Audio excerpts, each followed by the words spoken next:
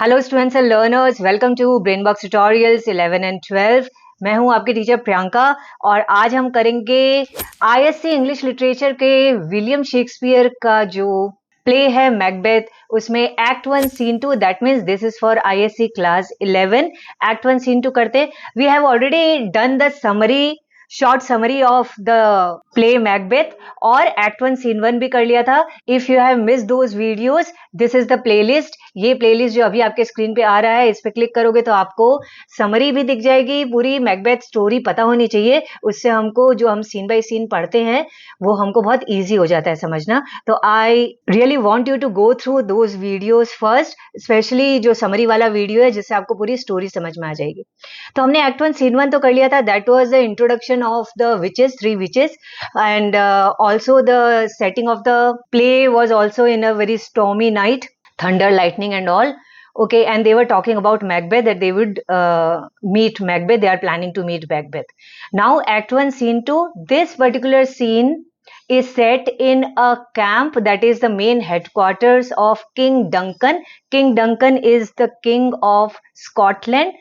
वही स्कॉटलैंड जिसका एक थेन है मैकबेथ। थेन है मीन्स एक हेड ऑफ क्लैन है Macbeth. He is thane of Glamis. Glamis एक क्लैन है, उसका थेन है Macbeth. He is one of the very courageous and loved general of Duncan.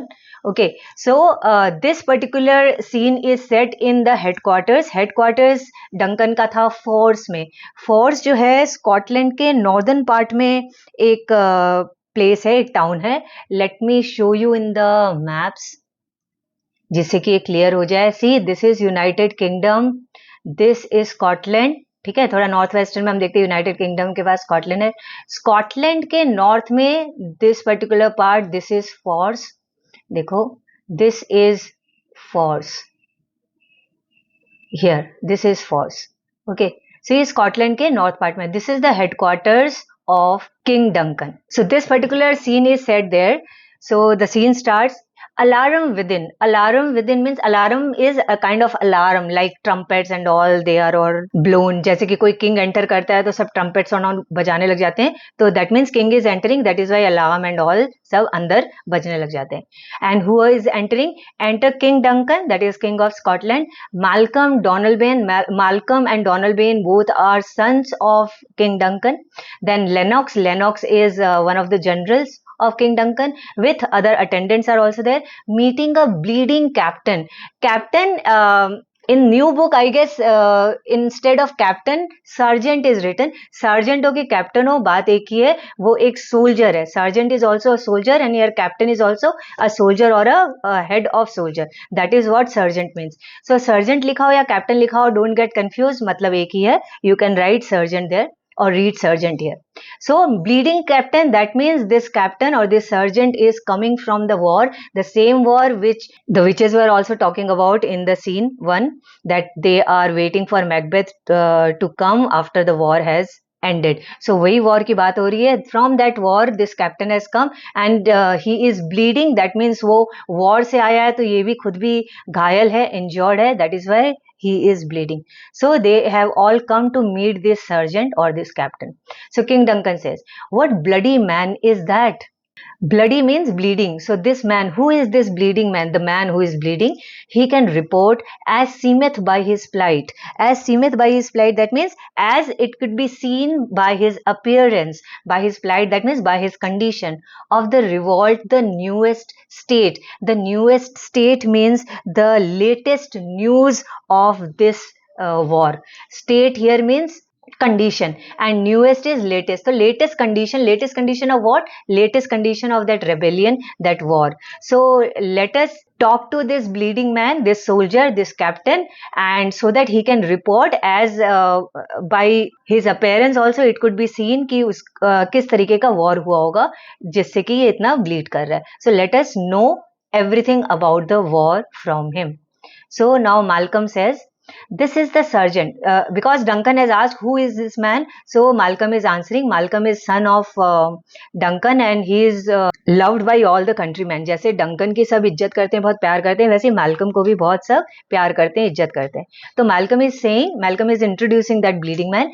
This is the sergeant. See here the word sergeant has been mentioned for the captain. So this is the sergeant, that is head of the soldiers, who like a good and hardy soldier, hardy means brave soldier, fought against my captivity. Against means against my captivity मतलब he fought to save me from being a prisoner of war.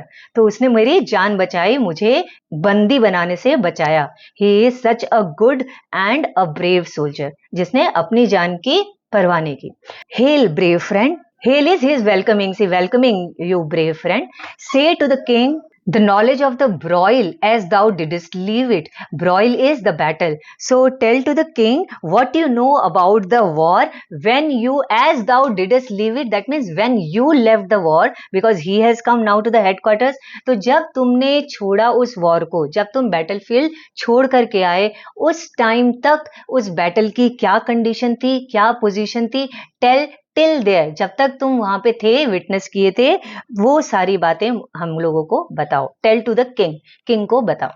So captain or the sergeant is saying, doubtful it stood. Doubtful it stood matlab it was uncertain. When I left the battlefield at that time, it was uncertain which side will win the war. Doubtful it stood.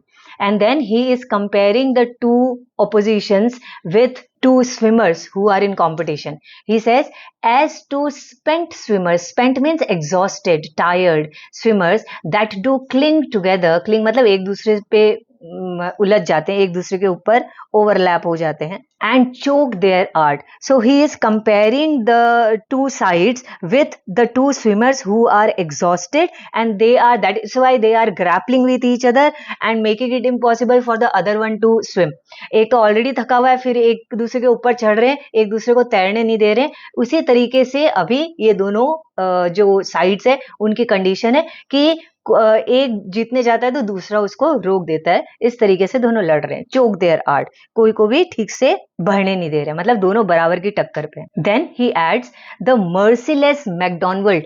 McDonald is the one who has rebelled against King Duncan. So Macdonald is the rebel. He is merciless, उसको कोई दया नहीं है. The merciless MacDonald, and then he says worthy to be a rebel, for to that the multiplying villainies of nature do swarm upon him. Swarm like swarm of bees, यानी कि झुंड. So multiplying villainies मतलब बहुत सारे, multiple bad natured things. Villainies means evil qualities. All those things are do swarm upon him, मतलब उसके ऊपर झुंड के झुंड वो सारी खराब क्वालिटीज हैं जो एक रेबल के अंदर होती है, वो सारी क्वालिटीज उसके अंदर है. So that is why I can say that he is a merciless person और a rebel. From the western isles of Cairns and Galloglasses is supplied. Then he says that MacDonald is helped by Western Isles. Western Isles हो गए Western Island, a group of island, Hebrides एक island है, group of island है, 300-400 islands का ग्रुप है Hebrides, that is western isle. So western isles और Ireland की तरफ से kerns, that means foot soldiers, and gallowglasses, that means cavalry, horse वाले जो सोल्जर्स हैं, they are supplied. So western isles जो है वो हेब्रिडस है, वो इनकी हेल्प कर रहा है मैकडॉनल्ड की with foot soldiers and the cavalry, that is soldiers on horses. And fortunes on his damned quarrel smiling showed like a rebel's war. And then he says that fortune has also behaved like a rebel's war. War means a prostitute. So fortune has also behaved like a war. She favored him, she favored MacDonald. That is also for a brief time. मतलब थोड़ी ही देर के लिए fortune उसके साथ रही, ऐसा लगा कि वो जीत जाएगा, but ज्यादा देर नहीं. Okay. So why? But all is too weak for brave Macbeth. Well, he deserves that name. But all is too weak. That means all is too weak. That means fortune's support was not enough to bring victory to MacDonald. Why? For means because brave Macbeth, and then he says, well, he deserves that name. Which name? Brave. He deserves to be called brave because he has acted like a brave general. What did he do? Disdaining fortune. That means he defied fortune with his brandished steel. Here, steel is the sword. So his sword, brandished steel, which smoked with bloody execution, like Wheeler's minion, carved out his passage till he faced the slave. So he's explaining how Macbeth has fought in the war or is fighting in the war. He defied fortune. He cut his way through the enemies like Wheeler's minion. That means like Wheeler's darling, with his blood-soaked sword till he came face to face with the rebel. Carved out his passage till he faced the slave. Slave he is the rebel. That is MacDonald. जब तक वो उसके पास नहीं आ गया तब तक इस तरीके से मारते हुए स्वॉर्ड से, खून से लथपथ स्वॉर्ड को लेते हुए आगे बढ़ता गया जैसे कि सबसे ज्यादा बहादुर ये है. एंड कहां तक आया? मैकडॉनल्ड के सामने आ गया. तब तक वो इसी तरीके से तलवार से सबको मारते मारते आगे बढ़ता रहा. नाउ जब वो फेस करता है, व्हेन ही फेसेस मैकडॉनल्ड, तब वो कैसे बिहेव किया? So which never shook hands. That means he never shook hands with Macdonald और nor bade farewell to him. उसको फेयरवेल भी नहीं बोला. दैट मीन्स उसको मारने वाला है, जान से मारने वाला है, तो जान से मारने के पहले गुड बाय भी नहीं बोला, कुछ बात भी नहीं किया. Like we see in Hindi movies की एंड वी से ऑल्सो कि ये विलेन और जो हीरो है वो सारी बातें अभी कर लेंगे क्या? विलेन को मारो, काम खत्म करो, मूवी खत्म. बट नहीं, वो विलेन भी इतना बड़ा डायलॉग मारेगा और वो हीरो भी मारने से पहले 10 मिनट तक डायलॉग मारेगा. यहाँ पे क्या बोल रहा है? That Macbeth when he came face to face with Macdonald, he never shook hands, he did not bid farewell to him. कुछ नहीं बोला, सीधा क्या किया उसने? Till he unseamed him from the navel to the chops and fixed his head upon our battlement. मतलब अपनी तलवार को उसके नेवल पे घुसा दिया, नेवल से जॉस तक पूरा उसको चीर दिया, उसकी बॉडी को, और उसके हेड को काट के, दैट इज मैकडॉनल्ड के हेड को काट के, उसके हेड को ही hung on the walls of our fort, हमारे फोर्ट के वॉल के ऊपर में उसको लटका दिया. To show it to all our soldiers, और इसको देख करके हमारे सोल्जर्स पे भी और ज्यादा एनकरेजमेंट हुआ. ओके, सो इस तरीके से उसने किया. He was so brave, he is so brave, Macbeth. Okay, Duncan is also very happy. He says, O valiant cousin, worthy gentleman. Why does he call him cousin? क्योंकि डंकन का cousin ही है Macbeth. Macbeth and Duncan दोनों मौसेरे भाई हैं, मतलब मौसी का लड़का है. So that is why he says, O valiant cousin, that means he is really very brave, my brother, worthy gentleman. Then the sergeant or the captain says, as whence the sun begins his reflection, shipwrecking storms and direful thunders break. So from that spring, whence comfort seemed to come, discomfort swells. Whence means from where. So he is comparing the direction of east from where sun rises and what has happened from that direction. So he says, from where the sun rises, it comes from east. And from there we have seen many a times storms, and they are so direful thunders. Direful thunders means dreadful thunders. इतनी भयंकर तूफान होते हैं कि वो ship को भी rack कर दे. शिप रैकिंग स्टॉर्म्स, शिप को भी डिस्ट्रॉय कर दे. इतने भयंकर तूफान भी कभी कभी हमने देखे हैं ईस्ट साइड से आते हुए, जहां से सनराइज होता है. और उसी जगह से, so from that spring whence comfort seem to come, उसी जगह से, उसी डायरेक्शन से हमारा आज तक फॉर्च्यून आता रहा है, यानी कि गुड लक आता रहा है. लेकिन आज क्या हो गया? Discomfort swells. आज अचानक से वहीं से ill fortune seem to spring up. Ill fortune आ गए. इल फॉर्च्यून क्यों आ गया? ईस्ट से ऐसा क्या हो गया कि कुछ आ रहा है ऐसा जो हमारे अगेंस्ट हो रहा है. So he says, mark King of Scotland, mark. That means listen to my words carefully, King of Scotland, Duncan. No sooner justice had, with valor armed, compelled these skipping kerns to trust their heels.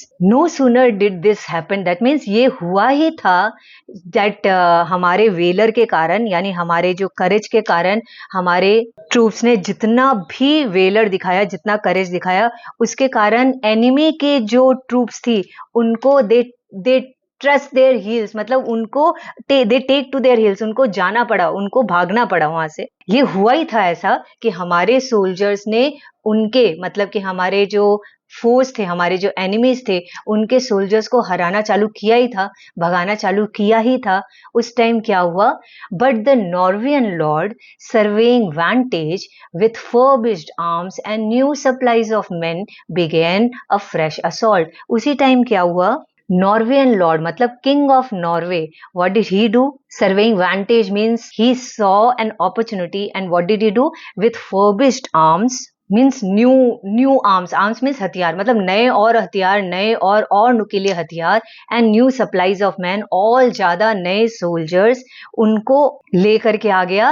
And he begin a fresh assault, और उसने एक नया वापस से battle चालू कर दिया।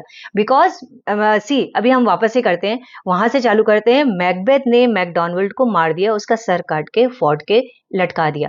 तो एक तरीके से तो ये जो वॉर है ये खत्म हो जाना चाहिए था। तो यही वो कैप्टन बता रहा है कि वॉर एकदम खत्म होने को ही था क्योंकि मैकडॉनल्ड मर गया था, लेकिन उसी टाइम जैसे ईस्ट से सन के साथ साथ कभी कभी इतने भयंकर तूफान आते हैं कि वो शिप को भी डिस्ट्रॉय कर दे, उसी तरीके से ईस्ट साइड से यानी कि नॉर्वे से किंग ऑफ नॉर्वे ने अचानक से बहुत सारे एक्स्ट्रा नए सोल्जर्स, नए हथियारों के साथ, नुकीले हथियारों के साथ भेज दिया, खुद भी आ गया, और ये लड़ाई अभी भी कंटिन्यू हो रही है। Understood? Now Duncan says, dismayed not this our captains Macbeth and Banquo? Dismayed not this means that did it not frighten our generals Banquo and Macbeth?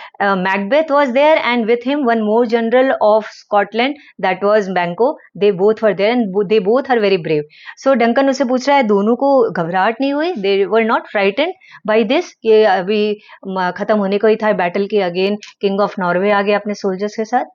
So captain says, yes, as sparrows eagles or the hare the lion, यानी कि हाँ बस उतना ही frighten हुए जितना sparrow को देख करके ईगल फ्राइटन हो जाते हैं। Sparrow is a very small little bird, बहुत स्वीट होती है, छोटी सी होती है, उसको देख करके ईगल कुछ नहीं डरेगा, कोई डिस्टर्ब नहीं होगा। उसी तरीके से हेयर मतलब रैबिट को देख करके लायन भी डिस्टर्ब नहीं होगा और न ही डरेगा। तो ये बोल रहा है कि हाँ उतना ही डरे थे जितना ईगल स्पैरो को देख करके डर जाता है और लायन हेयर को देख कर डर जाता है। तो वी कैन अंडरस्टैंड कि they were not frightened at all, ये बोलना चाहता है, बट थोड़ा सा लिटरल उसको आर्टिस्टिक वे में शेक्सपियर ने बोला कि यहाँ जैसे स्पैरो को देखकर ईगल हो जाता है और हेयर को देख के लायन हो जाता है, बस उतना ही। Then he says, if I say sooth, that means if I say truly या to be honest, I must report they were as cannons overcharged with double cracks. मतलब वो इस तरीके से लड़ रहे थे जैसे कि कैनन में डबल क्रैक्स मतलब डबल बारूद भरा हो। यानी कि ऐसा नहीं है कि वो मैकडॉनल्ड के साथ लड़ाई करके थक गए थे तो आधे हो गए थे उनकी एनर्जी, बल्कि उनकी एनर्जी डबल हो गई थी। So they were fighting as if cannon के अंदर ओवरचार्ज कर दिया हो, डबल बारूद भर दिया हो, इतने ज्यादा पावर के साथ they were fighting. So they doubly redoubled strokes upon the foe. Foe means enemy. So they also redoubled their efforts. मतलब redoubled क्या कर दिए? अपने efforts को redouble कर दिए so that they can also blow upon the enemy. Now he says, except they meant to bathe in reeking wounds or memorize another Golgotha. He says then, I do not know whether they wanted to bathe in the enemy's blood or create another place of skulls like Golgotha. Now Golgotha क्या है? Golgotha is that place जहां पर Jesus Christ को वो crucify किया गया था, that is Golgotha. So another Golgotha क्यों बनाना चाहते हैं? मतलब जैसे जीसस क्राइस्ट वहां पे क्रूसीफाई हुए थे और बाकी सारे लोग जो देखने वाले थे उनकी क्या हालत हुई थी उनको देख करके, उसी तरीके का कुछ पिक्चर यहाँ पे बनाना चाहते थे इन लोग कि इस तरीके से लड़ रहे थे जैसे कि यहाँ अपने एनिमीज को सबको क्रूसीफाई कर देंगे और सारे सोल्जर्स को बिल्कुल डरा देंगे, इस तरीके से लड़ रहे थे। So they either they wanted to bathe in the blood of their enemies, or maybe they wanted to create one more Golgotha and they wanted to memorize that. I cannot tell, but I am faint. My gaseous cry for help. Remember ये captain जो था ये bleeding captain था, मतलब वो लड़ाई से आया था, बैटलफील्ड से आया था, and he was bleeding from many places in his body. So वो obviously बहुत ज़्यादा injured है, तो इतना बोल करके now he says कि अब मैं और नहीं बोल सकता, I am fainting, my gaseous cry for help, मतलब मुझे I need immediate attention, my wounds need immediate attention, बोल करके वो faint हो जाता है. Now Duncan says, so well thy words become thee as thy wounds. So Duncan उसकी बहादुरी से बहुत खुश होता है कि in this condition he has come all the way from the battlefield till here. फिर उसने पूरी न्यूज़ बताई है खड़े खड़े, then he has fainted. So इसलिए वो उसको एक praising के जैसे उसको बोलता है कि your words are as worthy of you as your wounds. They smack of honour both, मतलब दे बोथ आर ऑनरेबल. तुम्हारे जो वुंड्स हैं ये भी नॉर्मल वुंड्स नहीं है, the wounds are created in the battlefield fighting on behalf of me. तो ये वुंड भी बहुत ऑनरेबल हैं, same as you and your words whatever you have spoken. तो आपको भी, मतलब he is praising that captain, that surgeon. Then he says to his attendants, go get him surgeons. मतलब फर्स्ट उसको surgeons, उसको doctors के पास ले जाओ और उसकी ट्रीटमेंट करो. The captain is led off by attendants. Exit captain attendant. So captain all goes out with the attendants. मतलब 2-3 आदमी उसको लेकर के निकल जाते हैं. And at that time only Ross and Angus enter. Now the king asks, who come here? कौन आ रहा है अभी? कौन आया है?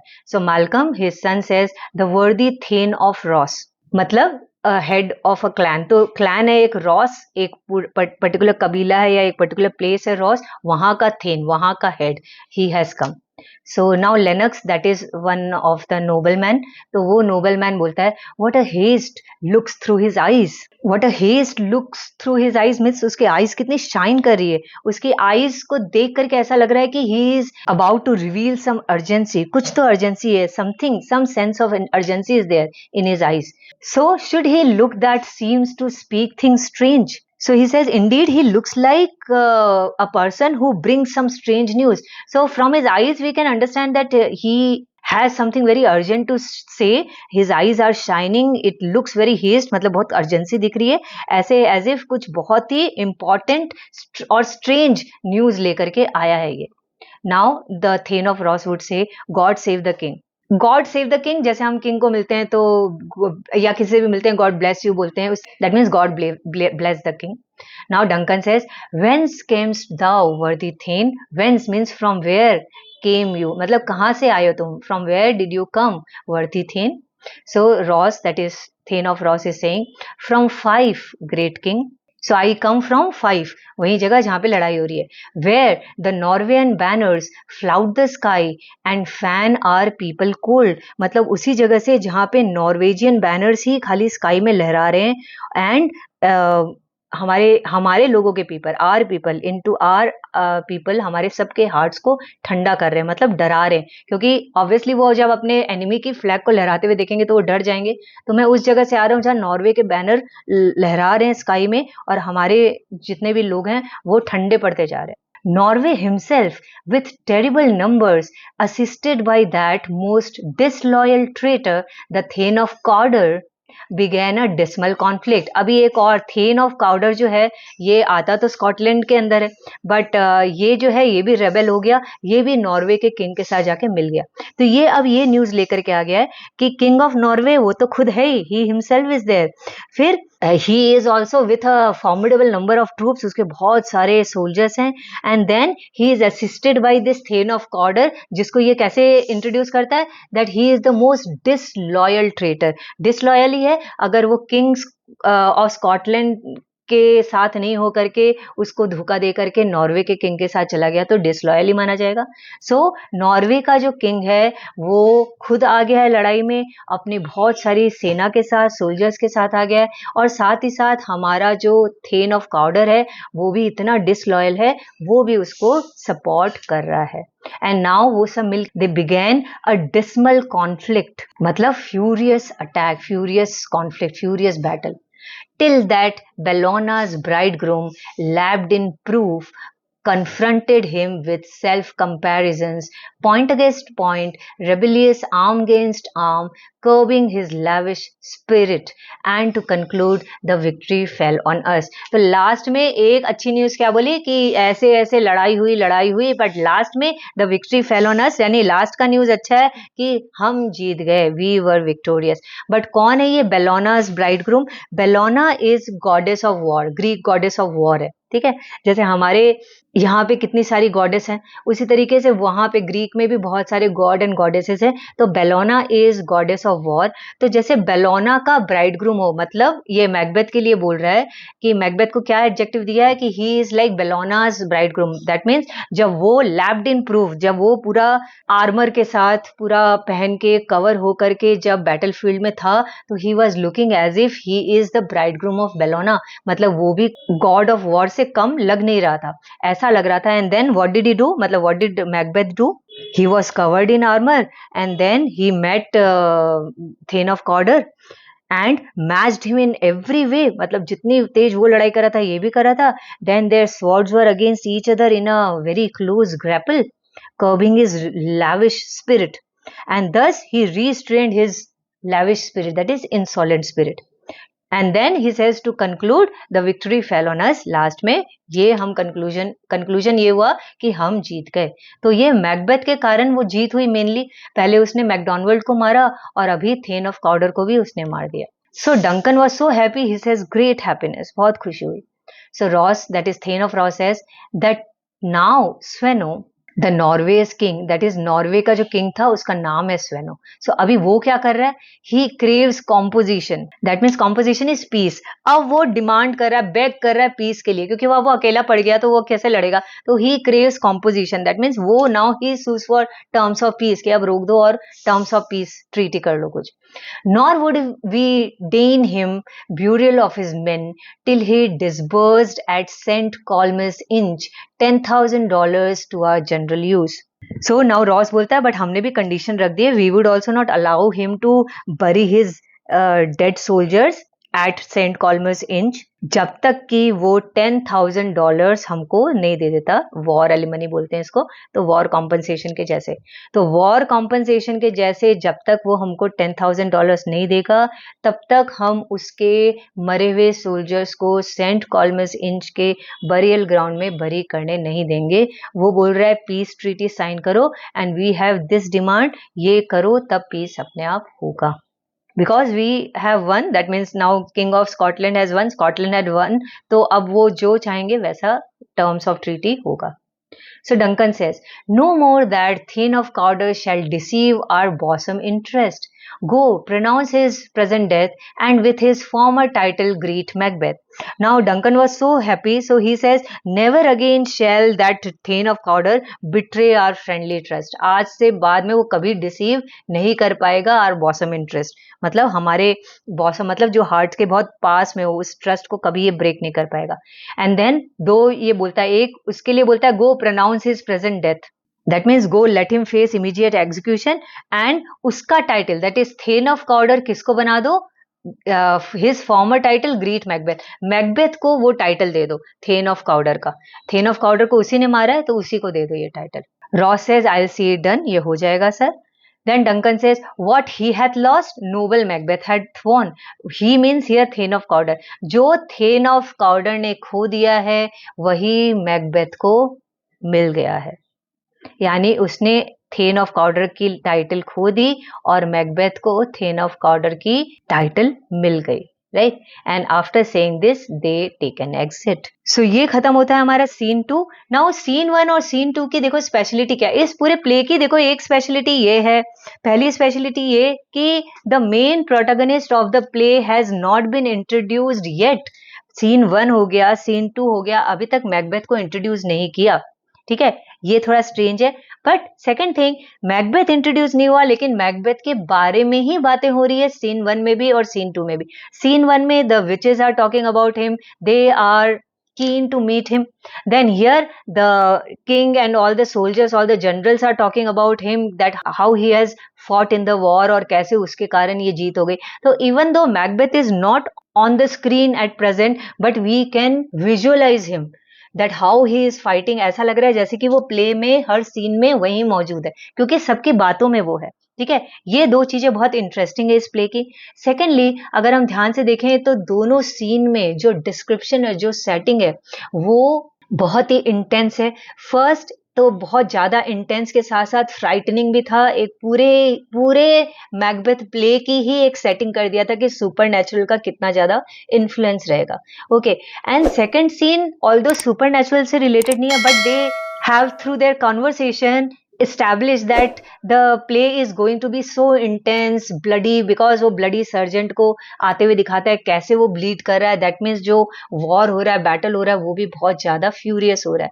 So that shows that this blood and all will be a common affair in the rest of the play. ये हमको देखने को मिलेगा, ये बातें हमको सुनने को मिलेगी, खून खराबा एंड ऑल। तो यही है इंटेंसिटी इस प्ले की। ठीक है, चलो हम मिलेंगे नेक्स्ट सीन के एक्सप्लेनेशन के साथ। टिल देन इसको अगेन वर्ड बाय वर्ड पढ़ो, समझने की कोशिश करो, go through my explanation again. अगर ये एक्सप्लेनेशन धीरी लगती है तो यू नो वेरी वेल, आप स्पीड को 1.25 1.5 करके देख सकते हो।